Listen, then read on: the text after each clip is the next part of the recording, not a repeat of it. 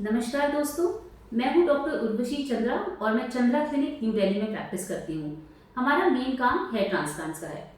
तो अब जो हेयर ट्रांसप्लांट में मेन कंसर्न हमारे पास आजकल आ रहा है वो ये है कि कोविड ईरा में क्या हमें ट्रांसप्लांट्स करने चाहिए या नहीं।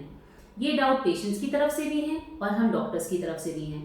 तो अगर पेशेंट और डॉक्टर ये डिसाइड करते हैं कि हमें हेयर ट्रांसप्लांट करना चाहिए तो हमें किन चीज़ों का ध्यान रखना चाहिए, वही चीज़ें मैं आज इस वीडियो में डिस्कस करने वाली हूँ।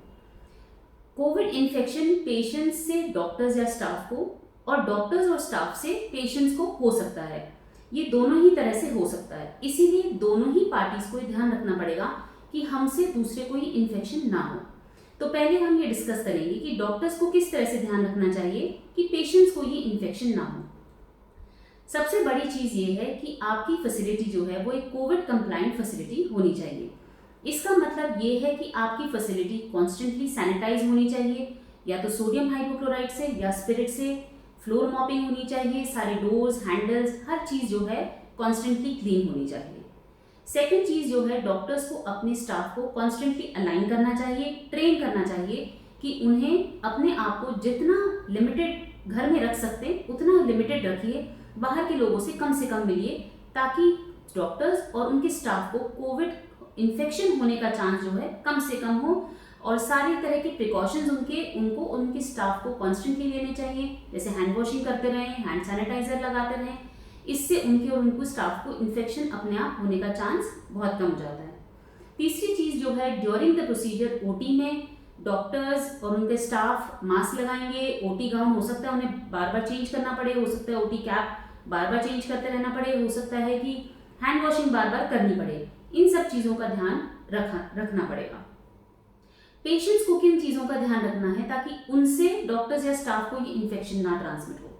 सबसे इंपॉर्टेंट चीज़ है कि जिस भी टाइम पेशेंट को डेट मिलती है सर्जरी की, उससे 15 दिन पहले पेशेंट को भी अपने आप को एक स्ट्रिक्ट तरीके से क्वारंटाइन करना पड़ेगा।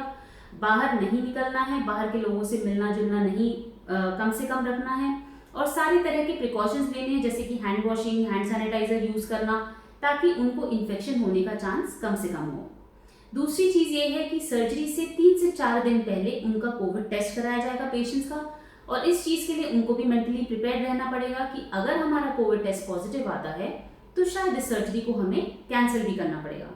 तीसरी चीज़ ये है कि अगर आपकी किसी भी तरह की ट्रैवल हिस्ट्री है या किसी भी तरह का फीवर, इन्फेक्शन, सोर थ्रोट, खांसी, जुकाम वगैरह की अगर आपकी हिस्ट्री है पिछले 15 दिनों में, तो आप अपने डॉक्टर को ज़रूर बताएं। अगर आपके घर में भी किसी को इस तरह की किसी भी इन्फेक्शन की हिस्ट्री है तो आपको अपने डॉक्टर को ज़रूर बताना है। इस तरह की कुछ प्रिकॉशंस लेके और अगर हम इस तरह से केयरफुली काम करते हैं तो पॉसिबल है कि हम इस हेयर ट्रांसप्लांट सर्जरी को एक सक्सेसफुल तरीके से कर पाएं बिना किसी भी तरह के इन्फेक्शन को ट्रांसमिट किए। Thank you.